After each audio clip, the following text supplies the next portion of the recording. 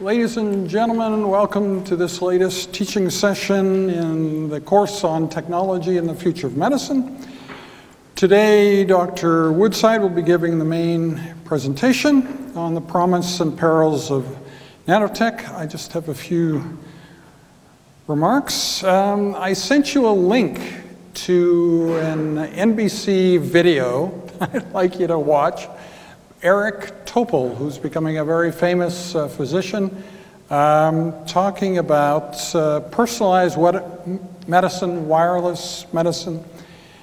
And it's probably an aspect of the future of medicine that to some extent we have left out of the course up until now. For instance, the idea that on your iPhone there could be something you attach to it, which then you can put on a patient's chest and do an EKG and do all sorts of scans and so on, that a lot of high-tech equipment which you ordinarily make a separate appointment for. According to this video, the physician with all these apps on his iPhone can do all this while he's actually dealing directly with you. And I'm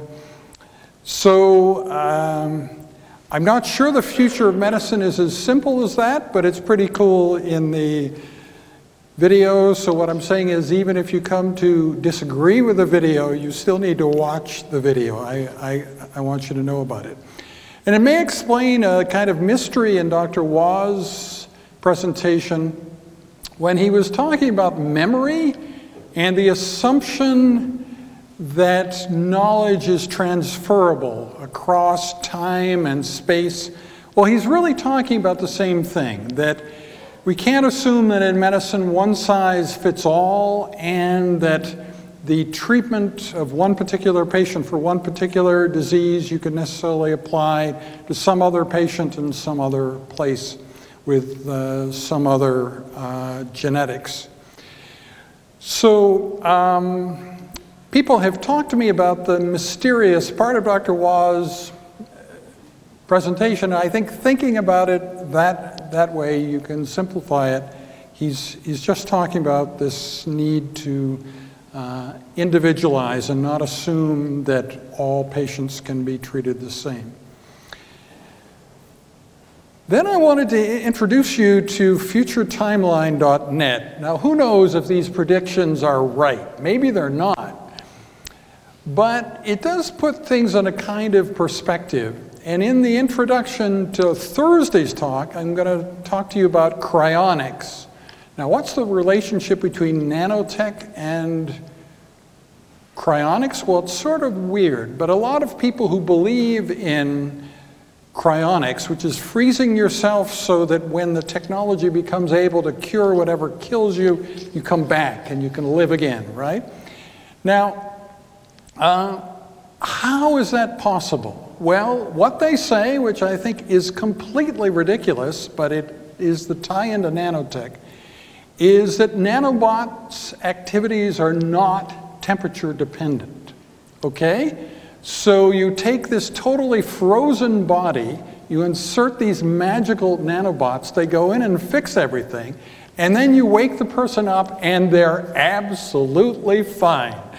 Now, if you think about it, I don't think anybody is proposing that nanobots are not influenced by phase. In other words, are not influenced by whether they're surrounded by a gas or a liquid or a solid. I think they probably are influenced by that. And at liquid nitrogen temperatures, they probably don't act normally. This is what I'm assuming. But these people believe in them as the salvation. But what this timeline says is that technology, reversible stasis, where you can put yourself in a frozen state and then come back and be fine, that technology will be ready in 2048, which is actually after the technological singularity and a long time from now. On the other hand, making a hologram of dead people, like, Ray Kurzweil wants to bring his father back. And the idea of making a hologram, getting all the information you have and the genetics and everything on a person who's passed on, and creating a hologram of them that you can interact with, according to this timeline, that is supposed to be possible in 2035. So the hologram becomes possible much sooner than cryonics. I don't want you to think that people in the nanotech field necessarily believe in cryonics or have anything to do with it. It's just, it happens to be my peculiar connection between things that I know about and nanotech. Now, according to this curve, we are at the rapid advancement phase of nanotech, and we're supposed to reach the mass market phase in 2025, so in 12 years from now. What Dr. Woodside is going to talk about today will be familiar to everybody. It will be the basis of life in our society. So anyway, I will let him take it from here. All right, well, welcome, and I'd like to talk today about nanotechnology, and we'll be covering basically both the good and the bad of this. And here's an outline of what I'll be talking about. Basically, we'll start off with just defining what we are talking about. You know, what is nanotechnology? What's the background to this? Where did these ideas come out of? And then we're going to look at promise and peril from two standpoints. One is, if you'd like, science fiction, and the second is science fact. And so today we'll be dealing with the more science fiction aspect of it. So that's, you know, what are the things that people hope to get from it, and what are some of the things that people fear that might come out of it, and what are the roadblocks on our ways to making some of these things happen. So, first of all, what is nanotechnology? Well, there's, as it turns out, many possible definitions. I've listed here some definitions taken from a report for the Royal Society in London, which defines nanoscience as the study of phenomena and the manipulation of materials at atomic, molecular, and macromolecular scales, where properties differ significantly from those at a larger scale.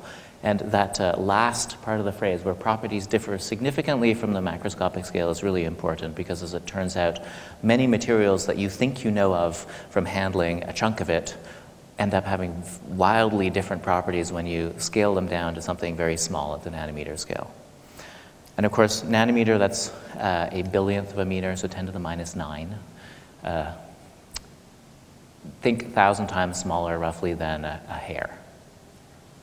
Human hair, and that's about what you're talking about.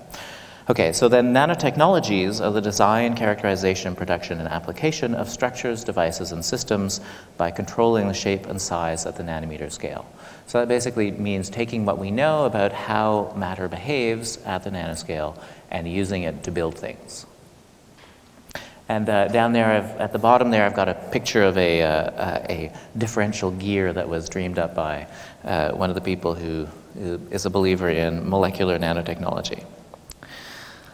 So the motivation for this, actually, nanotechnology can sort of trace its roots back to this very famous speech that Richard Feynman, one of the leading physicists of the 20th century, gave to the American Physical Society about 50 years ago. And there he said he would like to describe this field in which little has been done, at that time of course, but in which an enormous amount could be done in principle. This field is not quite the same as others in that it will not tell us much of fundamental physics in the sense of what are the strange particles, but it is more like solid-state physics in the sense that it might tell us much of great interest about the strange phenomena that occur in complex situations. Furthermore, a point that is most important is that it would have an enormous number of technical applications. What I want to talk about is the problem of manipulating and controlling things on a small scale. I will not now discuss how we are going to do it, but only what is possible in principle. In other words, what is possible according to the laws of physics. I am not inventing anti-gravity, which is only possible someday if the laws are not what we think they are. Well, sorry, not what we think. I am telling you what could be done if the laws are what we think. We are not doing it simply because we haven't got around to doing it yet. So he was basically looking at what could we think of as being possible given what we know about the structure of matter and the laws of physics and chemistry? And he talked about many of the same themes that are actually still really important in the field today. He raised this question, can we write things really small, say the way you write information on a hard drive? How small can we write things? How should information be stored on such a small scale? What would be the smallest unit you could imagine? He talked about biology as being an incredible template for ideas about how to do things, because of course all of our cells are in effect nanomachines, right? Very, very complicated nanomachines. He also talked about many of the problems that one might come across, things like how do you lubricate parts that are moving with respect to one another? How do you deal with waste heat that's generated while you're making motions happen at the small scale? And this general problem, if we want to build something at the atomic scale in a controlled way, how do we rearrange atoms and move them around and place them where we want? Now, the notion of, although this had been percolating in the background, the notion of nanotechnology as a popular concept in popular thought was really inspired by this book by Eric Drexler, as an engineer who did his undergraduate work at MIT. And he was quite inspired by that address by Feynman, and also by the advances in molecular biology that have been taking place, and the realization that indeed there's lots of stuff you could learn from biology and apply to these kinds of problems. He was also influenced by the strain of thought in the 70s that came out of groups like the Club of Rome that were talking about what are the practical limits to growth in a world that has finite resources, right? In a sense, the world is our petri dish, and we can't keep on growing exponentially forever. At some point, we're going to come up to the boundaries of what's physically possible in the world. And his notion was that nanotechnology might hold out a promise of using resources much more efficiently. And he came up with this concept of molecular nanotechnology that we'll come back to a little bit later. Now, this book had and these ideas that were in it had a somewhat controversial reception, especially in the scientific community. And there's a famous series of debates between Eric Drexler and Richard Smalley, one of the Nobel laureates who won the prize for discovering these tiny little spheres of carbon called buckyballs. But this book really did have very important impact on public perception and brought the idea of nanotechnology to the fore. Now, many ideas have been conceived about what's possible from nanotechnology. So I'm going to talk about some of these now. This is, in some case, science fiction, in some case, science fact, in some cases, things in between. So the first and simplest thing you could imagine would be new materials, right? Things that have, say, you've enhanced them for the properties that you want. Maybe you want them to be harder, or have a higher tensile strength, or have some particular fluorescence properties or color or something like that. So that last one, here's some examples of colored. As it turns out, you can control color nicely by changing the size of nanoparticles. And this has, in fact, been done for centuries. Some of the brilliant colors that you find in stained glass windows in medieval churches actually come from nanoparticles. Of course, they didn't know what they were doing at that time, but that's where the color is coming from. And more recently, there's examples like here, where you can see these beakers of different colors, and that's actually the same material where they've made it a slightly different shape, and each of the shape has a slightly different color. So things like this are actually now used very frequently. You can make these, they're quite tiny, on the order of tens of nanometers in diameter, and you can attach them to biological molecules. They fluoresce, they give you these beautiful colors. You can actually attach many different colors to different things and track them in the cell, for example, and find out what's going on.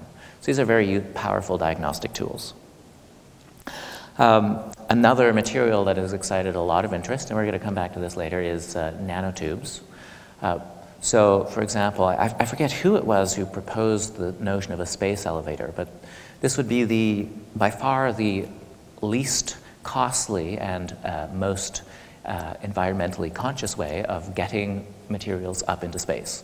The notion is you run a cable from the ground out to a satellite sitting in geosynchronous orbit.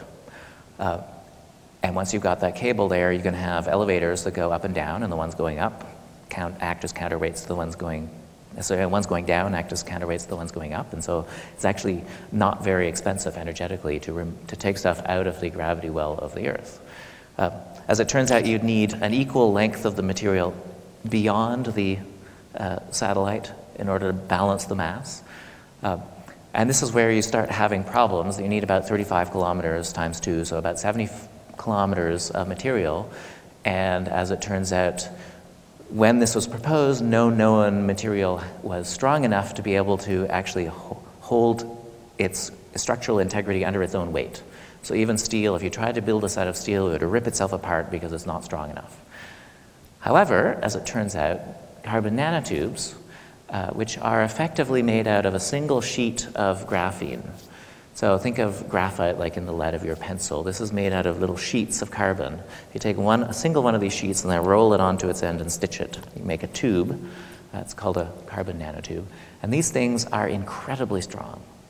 And they're also really light. So their strength to weight ratio is very high, and they are the only known material that could actually do this. Now, I've shown down below here a picture. People have been trying to make cables out of nanotubes. It's hard to grow them much longer than millimeter length scale. Even that is kind of a tour de force. And we need 70 kilometers, right? So there's a bit of a difference in size there. But people have been able, for example, to make to spin these things into yarns, so you can make cables out of these. Their strength, tensile strength, is not as strong as just the single tube. However, small steps. But you can imagine that we now have a material that could do this in principle if we knew how to make them long enough. Some other advances in materials science.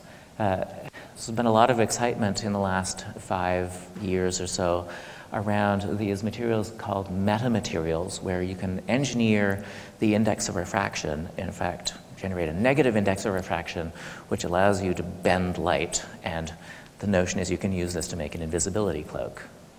Now, the true cloaking has been shown in microwave wavelengths. But it's actually almost impossible to see here, unfortunately. In this picture, they've shown a similar effect. It's not really true cloaking. It's actually more of a mirage effect, but it has the same outcome in the end. They have you can see it here, this dark patch. That's a screen of carbon nanotubes. And then they can heat that up, and it causes the light to bend around it, and so you don't see it here. So this is, an area of very active research, and I'm sure that people are going to be able to extend the results that microwaves into the visible range reasonably soon. So this is not as far-fetched as you might think. Now, it might be a while before they're available in the store next door, but that's a separate issue. Other materials people have looked at. This was talked actually a fair amount in the literature by Drexler and some of his followers. This notion of diamondoid, which is a diamond-like material. So diamond, as you know, is the hardest known material. You could imagine, say, you want to make gears that never wear down, so maybe you could coat them with a layer of diamond so that they just don't wear as fast. So then you'd need to be able to generate these diamond-like layers of material and bond them to something else. So people are working on this. You can generate diamondoid-like molecules of relatively small size. Large ones I don't think are yet possible, though I'm not a chemist and I'm not actually fully up to speed on this, so you never know. However, people are working on this. It is possible. Eventually we may be able to get to the point where we can control it well enough to actually use it. In some other areas, there's been also a lot of motion and progress on notions of quantum computing. So this is, these computers that we have today, these work purely on classical mechanics. The laws of physics that describe matter at, the macro scale. If you start taking things down to a small enough size scale, then the rules of quantum physics start applying. And there's some very interesting things you can do with quantum mechanics. For example, solving problems by using the fact that things evolve in parallel, so you do things in parallel rather than in series. And this is the advantage that quantum mechanics get you. You get to use this fact that, a bit is not either 1 or 0. It can be a superposition of both of them. And so you can actually end up using this fact if you build this out to many, many bits. Now you can do problems that are not possible to do in a finite time on a classical computer, but you can actually do them in a reasonable amount of time. Or you could, if you had a computer, you could do them in a reasonable amount of time with a quantum computer. The single most important application being cryptography. So it turns out that you can factor very large numbers fast, or you should be able to do it fast with a quantum computer, much, much faster than with a classical computer, which means that if the first person to make a really good quantum computer will be able to read all of the codes that are based on factoring large numbers, which is effectively how we do cryptography these days. This includes everything, right? Your bank accounts, as well as messages from the NSA. Now, as it turns out, people have demonstrated you can do quantum computing on a very small scale, typically on the order of tens or dozens of, they call them qubits for quantum bits. There is now, in fact, a commercial instrument made by a company in Burnaby, BC, called D-Wave, that claims that they say they have 128 qubits in these machines. Now, you should be able to see there's a person standing next to it. So it's not a small instrument, right? But then you got to remember that computers that were thousands of times less powerful than your iPhone used to take up a room. So there's a ways to go, but again, the first steps are there, and this is going to keep on improving. Some other notions that have been proposed, these are a little bit further from actually being realized.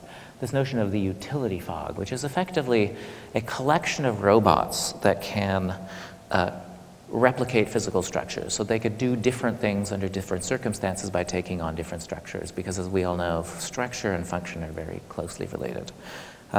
And here's an example, actually, of an implementation of this by a group at MIT using these little cubes that they called smart pebbles. They were basically able to program these things so they could recognize the shape of this blue man there, and they replicated it in another part of the pebble. So that it basically, you just placed this in, threw it in with the pebbles, they bonded to it, they recognized its shape, and then they made another one.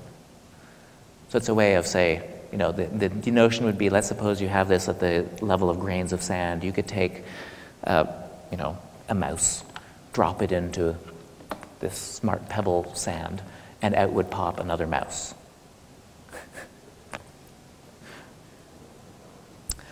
Along the same lines of what you could do with tiny little objects that are networked together is this notion of smart dust. So here the idea would be that you take a whole lot of little nanoscale or microscale sensors, you mesh them together in a wireless network so they're all talking to each other, and then you disperse these things everywhere.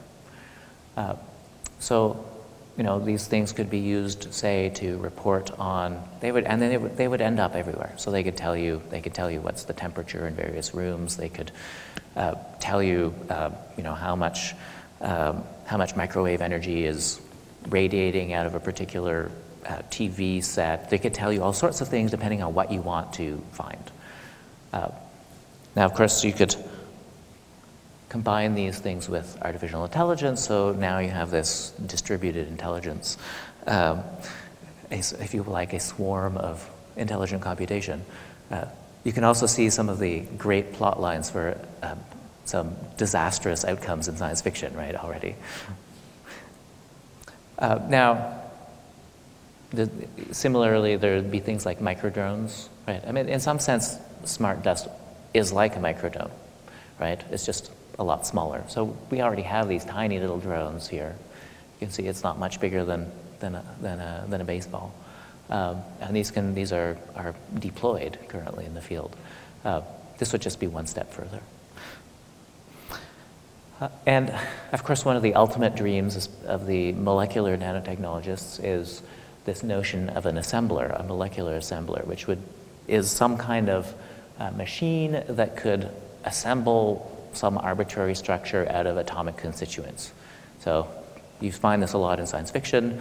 This is also the kind of thing that Drexler was dreaming about. The notion would be, okay, I give it a chunk of iron and carbon and nickel and other things, and it puts together, it takes these, it takes out the atoms, and it builds the structure that you've programmed into it. Medically, if we turn to what could the applications of nanotechnology be to medicine, of course there's many of these. You already heard about medical nanobots. So the notion would be that you could make these tiny machines that you then disperse throughout your body, and they go around checking for problems. On an even simpler scale, you can imagine, and we can do this right now, you can imagine making a small structure that, say, is targeted to a particular type of cell, say a cancer cell, that therefore delivers the drug to treat the cancer directly to the cell that you want to deliver it to, thereby bypassing a lot of the side effects that, many of them are very serious, right, for chemotherapy, that you would get from drugs. So you can have a much more effective treatment regime. The smart dust that we were talking about earlier could be used to generate a distributed sensing system throughout your body, right? So you could have real-time monitoring of the conditions all over your body. Of course, that now means that all sorts of, opens a lot of possibilities for diagnosis, right, and treatment and prevention. You could imagine, say, taking some of these new materials like carbon nanotubes, which in principle should be quite biocompatible, and using them to strengthen your skeletal structure.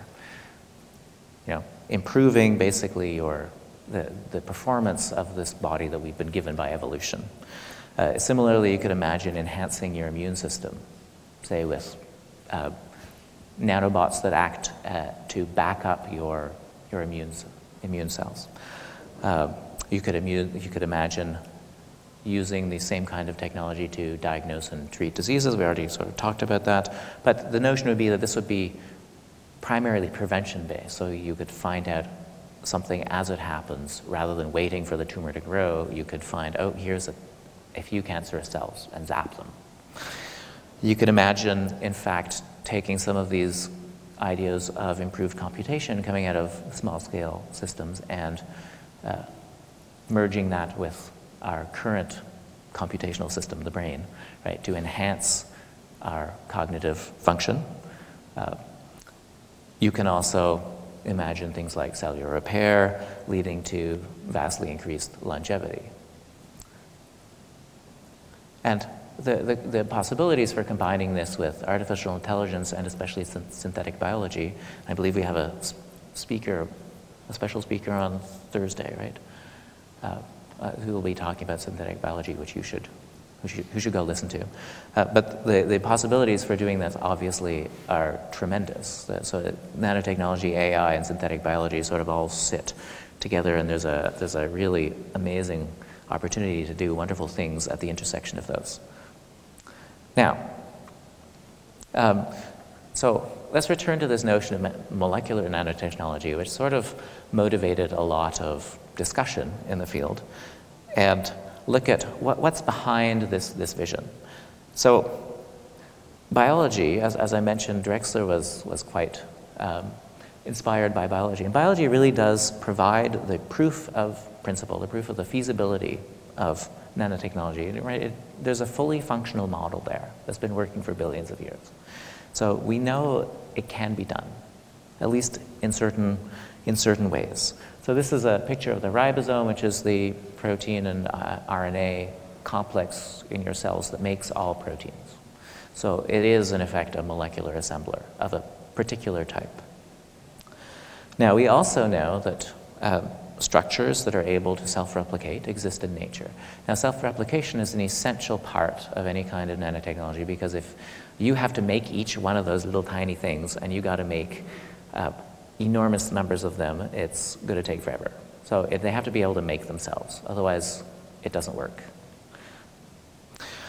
Nanoscale machines also, they don't violate any laws of physics in principle. Right? We'll get back to this later, but in principle they don't. And bottom-up fabrication, so this notion of building things up from atomic scale, is conceivable, even starting from the atomic level, and in fact has been demonstrated in certain cases. And finally, structures where atoms are arranged precisely exist in nature. I mean, think this is effectively what this is doing, right? This is arranging the atoms in a very particular way. So the notion basically was that we should be able to therefore build nanoscale, self-replicating, programmable assemblers capable of manufacturing arbitrary objects from atomic constituents. So that's basically the idea behind it. So here's the statement from one of the books by Drexler about what he means by molecular nanotechnology. And the idea is that it's a thorough, inexpensive control of the structure of matter based on molecule-by-molecule control of products and byproducts of molecular manufacturing. So, as I said, it's based on this concept of you have to start with the assembler, right? If you don't have the assembler, you can't do this. But you need this assembler which can pick up and manipulate atoms, individual atoms, and generate bonds between them. You also have to incorporate these assemblers into something that self-replicates, right, in order to have it scale properly. And then you need molecular scale computation because you have to be able to program these things. You have to be able to tell them what to make. And so here's a statement from the homepage of the Zyvex Corporation that talks about what they see as the promise of molecular nanotechnology. So let me just read this to you. Imagine a manufacturing technology capable of making trillions of tiny machines, each the size of a bacterium. Each machine could contain an onboard device programmed to control a set of molecular scale tools and manipulators. An individual machine could be designed to manufacture superior materials, convert solar energy to electricity, or even ultimately enter the body to fight disease and aging at the cellular and molecular level. Materials hundreds of times better than today's best materials, vastly more powerful computers, precise machinery that doesn't wear out, and a revolution in clean manufacturing are but a few of the predicted benefits of applying these new machines. So I think that actually nicely encapsulates what's driving people to go for these goals. So that's the promise. Let's have a look at some of the problems that might lurk behind this. So again, just as with the fact that there's many potential benefits that have been imagined for nanotechnology, there's been many potential pitfalls also imagined. So for example, we may generate new toxic materials that are unfortunately easy to spread, hard to contain, and actually hard to tell that they're there because they're quite small. And in fact, the NGO ETC group has run this competition to find what should we use for the symbol to demonstrate, to denote a nanohazard. Though as far as I know, nothing has been adopted yet formally. You can imagine tiny invisible weapons, right? This would obviously make it hard to know whether they're there. It would be hard to have weapons control, for example, the way we do with atomic weapons right now, which are relatively easy to control in comparison to something like this. But these could be just as devastating, especially if they end up being self-replicating. So here's a picture from the movie G.I. Joe that has some little machines that ate metal. So it's eating the Eiffel Tower right there. These kinds of dangers are very straightforward to think of. There's a lot more insidious dangers that you can imagine. So you take these notions of smart dust, sensors that are everywhere, right? They might end up everywhere, not only in our rooms, in our bodies, in the environment outside. You can imagine this would be like having a little CCTV, you know about these CCTV cameras that are all over the place, for example, in London, that are great crime-fighting tools, but of course they give the sense of living in a big brother society. Well, this would allow you undetectable and absolutely pervasive surveillance. So the ideal tool for making a totalitarian nightmare. If we have built-in interfaces with our mentation, our thought, right? They may help us think better, but if someone else can hack into that, then that might allow them to control us. Something to think about. Let's suppose we have suffused our bodies with medical nanobots to help control our health. Presumably, these have to be programmed. That means, again, someone could presumably hack in or take control of those, and instead of making them have you maintain your health, they could be used to tweak your health however they want, for good or ill.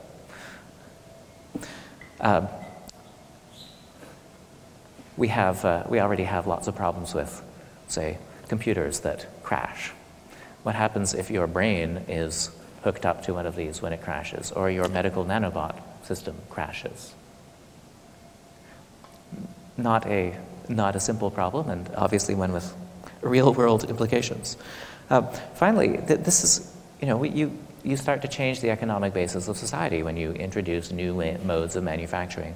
Sometimes this can lead to enormous upheaval. Think of the social upheaval that came about due to something as simple as the Industrial Revolution. This kind of stuff would be far more substantial, because you're also talking about taking things to, say, generate transhumans, people who are more than just human. And there's going to be a lot of philosophical, religious objections to doing this kind of thing. There's even higher level dangers that you can think of. This, I think, has nothing to do with nanotechnology per se, but just technology as a general theme. That as we make a more and more complicated society with finer and finer divisions of labor between more and more specialized people, which is required when you have a highly complex technological society, it becomes a lot easier it becomes a lot more brittle. It's a lot more susceptible to breakdown if parts of it get damaged. Think about,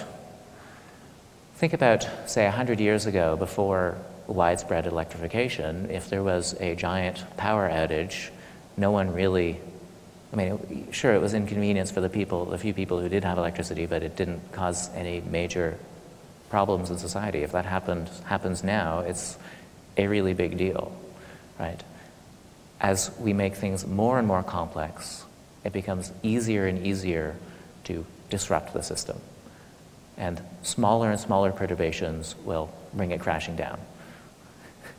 Another way of thinking about this is that the more technology we have, the more technological modes of failure society has.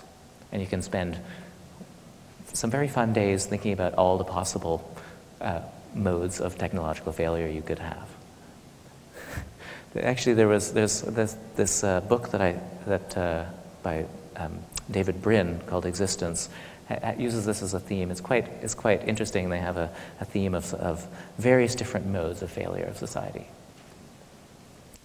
And of course, things aren't necessarily going to do what we want them to do, right? Law of unintended consequences, if you wish. When we start making more and more complicated systems, these may generate behavior all their own that is not planned in there and is not what we want. That's the kind of thing that's the theme of that novel by Michael Crichton.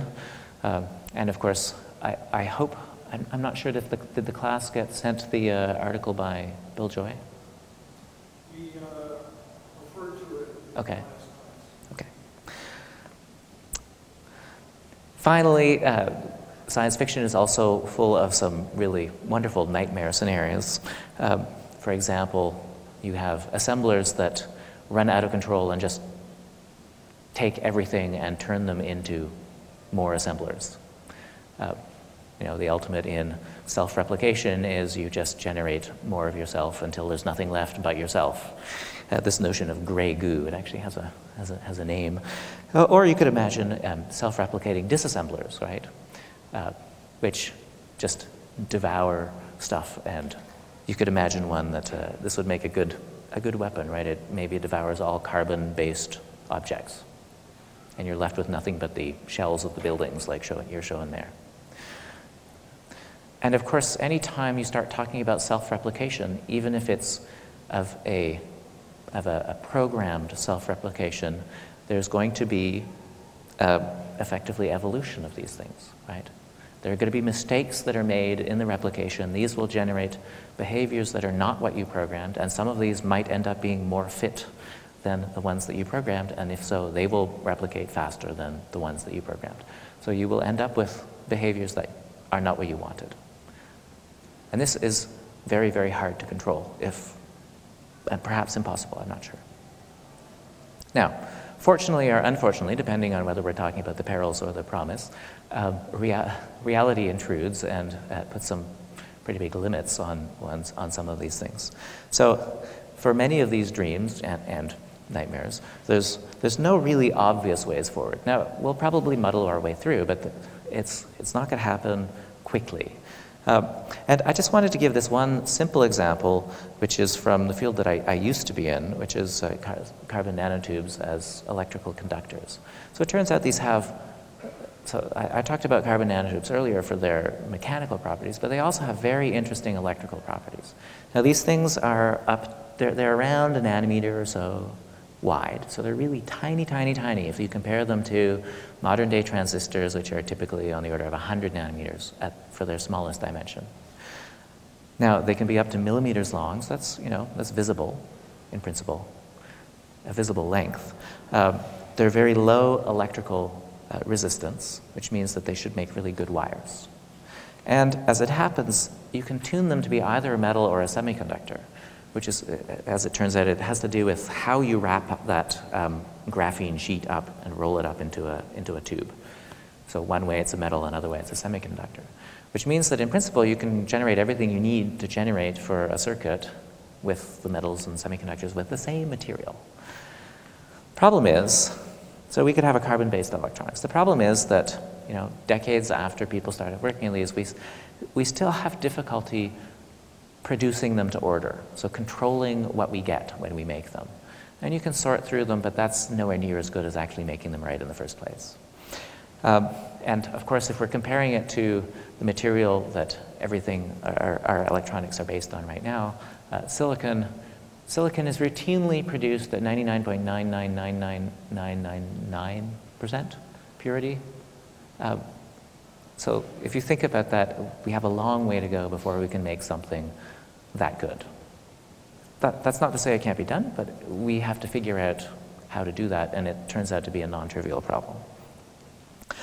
Now, even if we could make these things to order, there's another problem, which comes about from basically the very small size of these, and therefore the huge density of contacts that you would need to make, right? So this is a picture, just a mat of these things on a surface. Like, let's suppose this was actually organized the way we want it to be. We need to, so we end up with circuits that are 10,000 to 1,000,000 times denser than what we've got right now. We still have to talk to all of those we have to talk to them electrically the same way we're talking to the circuits in our computers right now. So that means we need connections that are maybe 1,000,000 times denser. That's actually a non-trivial problem. How do you connect this to the outside world that's so much bigger than these things? And furthermore, how do we detect that this is built right? If we have 1,000,000 times more elements in our circuit to look for, is it going to take us 1,000,000 times longer to tell that it's correct? Right? These are what physicists call engineering problems, right? They're practical problems, but they end up being not simple to solve. So there's no obvious solutions here. There's a flawed premise behind some of the ideas, especially things like the idea of molecular nanotechnology. So, we started off with this notion that, well, we can conceive of how to do this without breaking any physical laws, but more generally, is it possible to build today anything that we can conceive of that doesn't violate physical law? And the answer is not really, and it really never has been. A lovely example from history, human-powered flight. So Leonardo da Vinci made this drawing of what he called the ornithopter, right, where someone's supposed to sit in there and pedal their feet, and it flaps its wings like a bird and flies. And of course, we know that this should be possible because we can see birds flying around. And there are even some very large birds that aren't that much smaller than humans. Now, 400 years later, we had the first human-powered flight, but this is still not an ornithopter. It's not someone flying like a bird, right? This is pedaling and having it be basically a pedal-powered airplane. So ornithopter still has not yet been shown that we can actually do it, even though we know how it should work. We just can't make it work. And that's 400 years, right? For something that's ought to be relatively straightforward. Again, there are other problems, right? We have to make sure that we're still obeying the laws of physics, right? And some of these things will generate problems for us when we start talking about trying to achieve something like molecular nanotechnology. So there are issues like heat dissipation. This is a huge problem as you get smaller and smaller. So this is, in fact, already one of the biggest issues with laptops has been engineering them so that they don't melt, right? So that they're able to work at lower powers so that they don't generate too much heat. Friction. As we scale parts down, if we've got things that are moving, right, what is going to act as a lubricant? We can't use the things that we're using right now. Those work for ball bearings, but not for atoms. In fact, how do we control the interatomic interactions so precisely that one set of atoms will bond together tightly and not break, and the other set will slide past each other? Again, not a simple problem. When you get to very small systems, it turns out that fluctuations become very, very important in thermodynamically. So this means that we will tend to have a lot more errors in things when we're trying to make them small. Again, something to worry about. Finally, as we get down to the very small systems, as I mentioned before, we have to worry about quantum phenomena. So and they become unescapable. Particles are also waves, right? You can get tunneling, so one object moves between two places without going in between. It's probabilistic versus deterministic. So if I try and let's say I have something that's been programmed or engineered deterministically, but then I haven't taken into account the fact that the behavior is probabilistic, this will generate problems. There's also many other basic pieces of science that are missing to put together a molecular nanotechnology. For example, we know that effectively that atomic level control over manufacturing is nothing more than chemistry, right? It's making bonds between the things you want to have bonds between and not between the things you don't want to have bonded. But the combinations of atoms and the geometries in which you can place them are constrained by the properties of the elements and the chemical bonding. So here's a zoology of various kinds of bonds that you can have. You cannot, in chemistry, make anything that you can conceive of, right?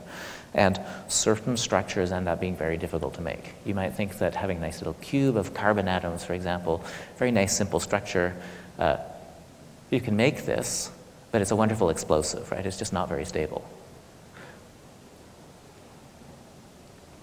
Now, biology has been held up as a template for nanotechnology pretty much since the beginning, and it's true, there's a lot of stuff that we can learn from biology, but it also actually points out some of the limitations, and I wanted to show this to you now. So, in fact, biological systems are really the most effective and efficient manufacturing systems that we know, bar none. Just some examples. So, for example, DNA polymerase, right? This is the machine, the machine that replicates your DNA when your cells divide. It can reliably do this with an error rate of 1 in 10 billion. I mean, it had better be able to do it well, otherwise it'd be full of mutations, right? But so it's evolved to do this very, very efficiently. This machine here, this is the protein. It sits in the membranes of your mitochondria, and this is what generates ATP, which is the energy currency of your cell. So basically, you get a proton current that goes across the membrane that drives this shaft around, and that causes these units here to move around to catalyze the formation of ATP from ADP. And it turns out you can also run it in reverse, and you can try and measure what's the energy that's lost as heat. And in fact, unfortunately, our ability to measure this is not really so good in molecules like at this scale. So our error is about 10%. But it's basically completely efficient within our error detection. So it's at least 90% efficient. I mean, compare this to internal combustion engines. After 100 years of effort, we got them up to roughly 40% efficiency, right? This is amazing. Now, even these machines, right, with all of their fantastic capabilities, these things are based on very simple processes. In this case, they're polymerized as chains. They create one basic geometry. They're made in a linear chain, specifically, not a branch chain, a linear chain.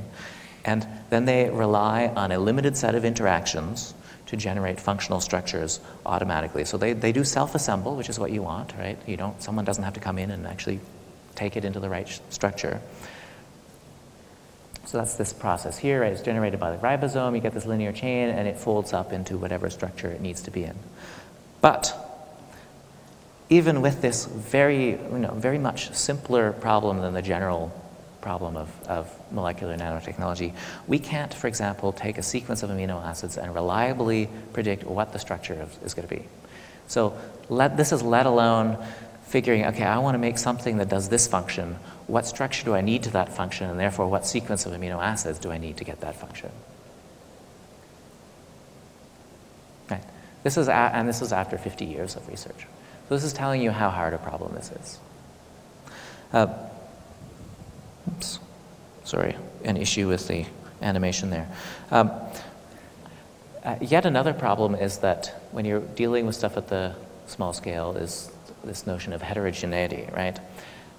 We want to manufacture complex assemblies efficiently and reliably. But in order to do that, you really require uniform quality parts, right? This is the whole revolution of interchangeable parts in industrialization. And just like if you're building a rifle, heterogeneity inhibits making something complex. Now, you can hand manufacture just about anything, but then it's hand manufactured and it doesn't scale well, right? So self-assembly, which we have to use on, because we're not going to build each of these little nanomachines on its own, self-assembly is a statistical process. It's not deterministic. You will always get mixtures, right, and distributions of products. Some of them will be correct, some of them will be incorrect. So quality control, right, I mean, your cell, obviously you end up with things that fold up incorrectly in your cell. And the cell has basically a quality control process to deal with this, called the ubiquitin proteasome complex. And it chews up stuff that's not done right, because if it hasn't folded up right, often it will collect and generate diseases. So you'd need to have something to deal with this. And if you're talking about, especially about a complex system with many different steps, then high yield is required for each one. So if I have, just as an example, if I have a 97% yield from each step, which is actually pretty good, after 20 steps, half of what I produced is garbage, right? It just accumulates pretty rapidly. So you need to have really, really good quality at each step. Now, I'd like to end with this notion of heterogeneity and where this leaves us, and just to have a look at different scales of heterogeneity in different phenomena. And I'm going to do this by comparing this notion of entropy. So you may have heard of entropy as a measure of disorder in thermodynamics, right? That would be Boltzmann entropy. Now, it turns out that in information theory, there's something called Shannon entropy, which is effectively negative entropy. That's why there's a negative sign here. But basically what this is this is a logarithm of the ways of doing things. So I'm going to define a generalized negative entropy, which is the logarithm of, for example, the error rate or the purity or the precision of the process that I'm talking about, and then compare it for a bunch of different processes. So we're going to put it on this scale bar here from 0 to 30 and above.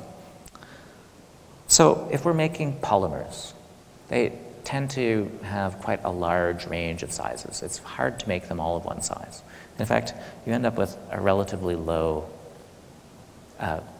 entropy there. So it's not really that good. Nanoparticle sizes have the same problem. When we grow these things, they tend to have quite a range of sizes. It's really hard to control it very precisely. It can be, people are learning how to do this better and better, and so this number may have moved a little bit, but it's still not very good. typing. Now that's kind of an old-scale typewriter, but if any of you have ever used one of these and you looked at the number of errors that you get, it's actually reasonably high, right? So we are not very good at transcribing stuff from one page to another page. But this is the kind of thing that, say, the DNA polymerase has to do. So transcription. Now, transcription is the process of taking, you can also see that I'm showing natural processes up above and sort of the manufactured processes down below. Transcription takes DNA transcribes it into messenger RNA. So this is the first step in expressing your gene. Now, as it happens, this is one of the least or most error-prone steps in the natural system. So it also has a relatively low generalized entropy there, but it's still quite a bit better than typing. Now, Taq polymerase, this is a DNA polymerase. It's actually not a very good polymerase. So this is something that we use in vitro, and it doesn't have error correction. It's still actually pretty good. In fact, if you compare its information contents, it's about as good as the highest precision manufacturing that we can do using really, really complicated machines. Now, book typesetting, I mentioned this problem that when you type, you actually end up having a lot of errors. So our way around that is to have error correction, right? And that's an editor to pore through what you've written and check for the errors. And then the same thing when you set the type to print it. So that actually ends up giving you a pretty high information content. It's still not as good as actual DNA replication, right? So this is what goes on in your cell. You take this kind of thing and add error correction onto that. And now you're starting to really start getting up there. About the best that humans can do in terms of precision is a telescope mirror. So these things are gigantic, and they have to be flat within tens of nanometers over meters of length scale. This is really, really demanding. Similarly, integrated circuits, which we can have ultra-large scale integration, huge numbers of these things. They all have to work, right? If one of them is wrong, then the chip is bad, and you throw it out. So that's about as high as it gets for what we can make. Now, something as simple as growing a crystal of salt, right? This thing is reproducible to an incredible extent. You get very, very, very few errors in growing crystals. Off the scale, I've shown digital computing, and this is in some ways the power of computation. Digital computation, you can actually do analog computation. It's quite fun. I don't know if any of the labs here have this. The power of the digital computation is that there's this vast gulf between 0 and 1. So if you have 0, but it's not quite 0, say it's like 0.1, that's still 0. And 4.7 is still 5, which is 1 in the voltage that's used typically in TTL circuits. So this is actually why you end up getting this incredibly high information content and purity in digital signals, because it's not in the analog world. So this gives you a sense of where things lie on the size scales. And typically with nano stuff, we're dealing with that end of the scale. So we've got a long way to go. So what are the solutions to some of these problems? Well, I guess if we're having problems with heterogeneity and errors, one solution is to do it right in the first place. This would be, say, the way crystals do things. Crystals grow really, even though they're in the analog world, they grow really, really well because they're driven by incredibly strong forces. So that's why I call it a strong driving force, and it's sort of the thermodynamics of your system. Now, another way to deal with this is you fix it later. You make it first, and then you fix it. So this is kind of like a kinetic process. So you have to have some kind of error correction. That's how, say, DNA polymerase gets so good. It has an error correction in it. A third way to do it is to ignore it and have some kind of architecture of your system that ends up being fault tolerant. So if part of it is bad, you just work around it. And that's where I'm going to end today. And I guess I'll take some questions.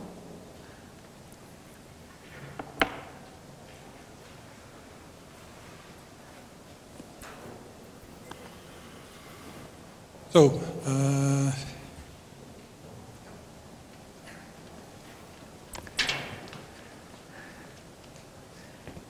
I just have a really brief question. I was just wondering if I forget what you call them, like pebble workers, pebble robots, what were they called? Oh, the smart pebbles. Yeah, the smart pebbles. I was just wondering if that's the same technology that's used in those 3D Xerox printers they're building for NASA? No, that's quite different, actually.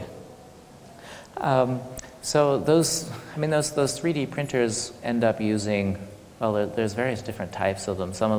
Most of them end up start off with some kind of powder that they then fuse together, either by sintering it or by polymerizing it, because it's a polymer rather than another material. So this is actually generating connections between little pieces that otherwise wouldn't connect. Like, I'm not zapping this, say, with a laser beam to melt the thing together to make one body. It's actually, you can apply a current and the thing will disassemble, in this case. Okay. Does that make sense? Yeah. Well, since we're talking about it, like, so the 3D printer just makes objects that you can articulate and everything. So how do you think these compare? Like, I think they're better, but just because they can figure stuff out on their own. So what do you think are some good uses for it? Oh, for 3D printers, or? No, for the smart pebbles, as opposed to 3D printers. Well, I was going to say, 3D printers have this beat every way because they're a reality, and you can already make lots of stuff with them, right? Yeah. I mean, this is a good example of maybe this kind of thing isn't actually necessary because we have a separate way of achieving something similar. Hi. I have a question. In your slides, at one point you said that RNA polymerase makes mistake 1 in billion times, and it transcribes the DNA. And no, that's DNA polymerase, not RNA polymerase. Okay. RNA polymerase makes errors quite a bit more frequently. Okay. Yeah. Okay, I thought. Yeah. Yeah, I'm curious about something. I just want to know how particles could change from normal particles to nanoparticles. I'd like to know how the mechanism.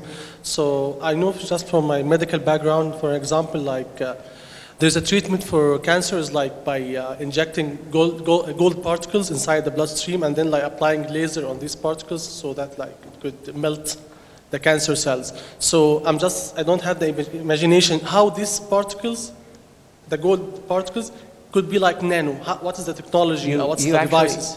You have to make them as nanoparticles. Yeah. So you grow them in a very particular way. So in fact, most of the research in particles like that is figuring out what are the conditions under which it'll grow into the size that you want, and sometimes shape that you want. Because as we'll talk about next day, shape is just as important as size in many cases. So there's certain devices and certain machines could change particles to this nanoparticles? No, you don't generally take one particle and turn it into another. You actually start off with usually a gas or a solution, and you grow them from that gas or solution, and then you stop it at a certain size. So it's not the sequence like I have a piece of gold and then I just cut it to a cutting machine or something. Okay, thank you. That would be an example of top-down manufacturing, where you start with something big and then you make it small. Right? Whereas to make nanotechnology, to make it work, you generally have to do bottom-up. So you actually start with stuff that then self-assembles. Yeah, okay. It's because it's too complicated and time-intensive to build it one by one. Okay, thank you.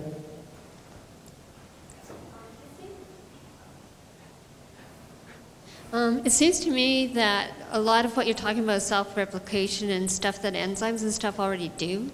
And viruses do a lot of that replication and stuff too. So could you use something like that for that replication part? So yes. And of course this starts getting you into notions of synthetic biology, right? Where you could generate a biological system that is engineered by you to do the task that you want, right? Rather than just taking something that's found in nature that does what it wants. I have less of a technical question, more of a thought question. Kind of based on your slides about, you know, possible dreams or nightmares, with the potential, what level of control do you see being on nanotechnology? Do you see it being, oh, you know, go to the corner store, grab yourself a cloaking device, we'll have lots of fun with that, or do you see it, you know, government-only thing, very tightly controlled? I just wonder what you think might be the level of control. That's a really good question. You know, ultimately, that kind of thing is effectively in, at least in a democracy, that's in people's hands, right? I mean, this is something that collectively we're going to decide how we deal with. I don't see any other way to do it, right? There are certainly many people who push to control these things before they actually happen, right? Some of the same concerns were raised about molecular biology when the tools of molecular biology really started becoming very powerful, right, with, say, recombinant technologies. And what ended up being put into place was sort of self-regulation of scientists, right? There was this famous Asilomar conference where they put together rules that people are supposed to abide by, and now we have and these are implemented at every university, every research institution. But it's not, so it is controlled, but it's not withheld, for example. However, even that causes problems. I don't know if you read about this case of, there were these groups, one in Erasmus University, another one in the Netherlands, and another one in Japan, where they were working on making viruses more toxic, and more virulent, rather. And they came up with some rather astoundingly virulent viruses, and there was a huge debate about whether they could publish this or not. Because, of course, understanding the factors that generate virulence is really important for medical scientists to study viruses, right? How is it that they're generating virulence? What should we be looking for as the next bird flu evolves? And yet, publishing a paper on this is also providing a recipe to make virulent viruses. And there wasn't really a very good solution. They ended up publishing the results, but they withheld a lot of information. So they sort of split the baby in some sense. But that's certainly the kind of problem that you're looking at, right, with any powerful technology. Now, people, when it comes to security of technology, people often like to refer back to how, say, nuclear technologies have been dealt with.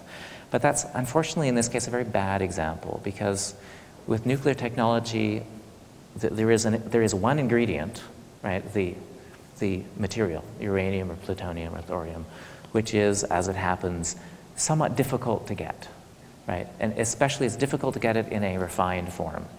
And as a consequence, you can control that material, right? I mean, most of the ideas about how to build an atomic bomb are out there, and you can find them and you can figure it out, but it's actually, as it turns out, hard to get the material. This is not the case for any of these problems. So the notion of security through obscurity or through control of the technology, I don't think is going to end up working. But you're right, I mean, this is a big problem. Thanks. Yeah. Sure.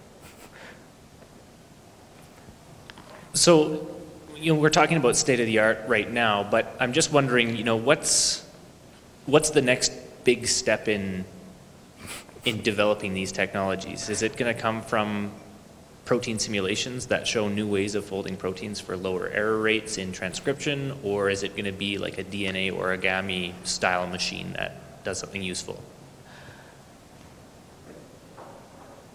So I think it's always dangerous to forecast how technology is going to develop, and what's more, in this case, how science is going to develop. I'm not really comfortable predicting what's going to be the next big step. I think there's a lot of exciting advances that are being made, but the problem is the big step might actually come out of left field and not at all something that someone is thinking about right now.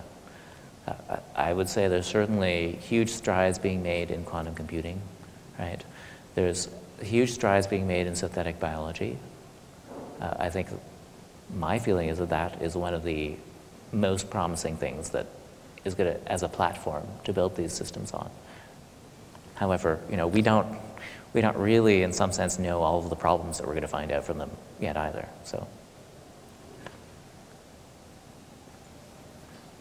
So for the whole nanotechnology thing, you said it has to be self-replicating, right? Yes. So let's say it has to copy itself like exactly with the programming and everything over and over again, like constantly, like.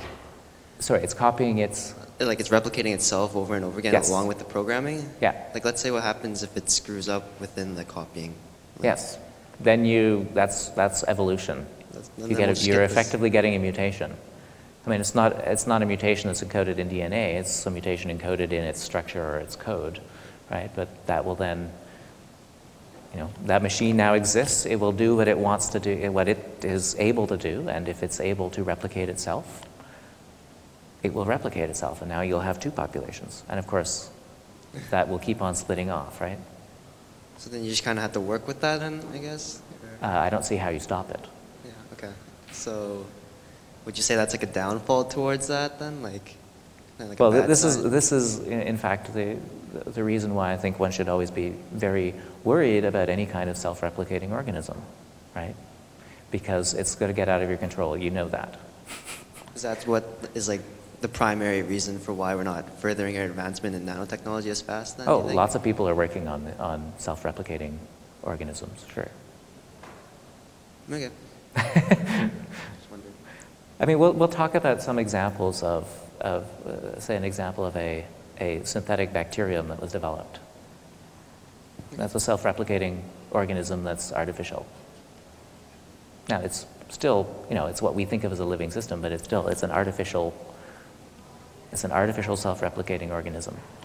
In principle, it's not any different than if you were able to make a self-replicating assembler, right? Okay.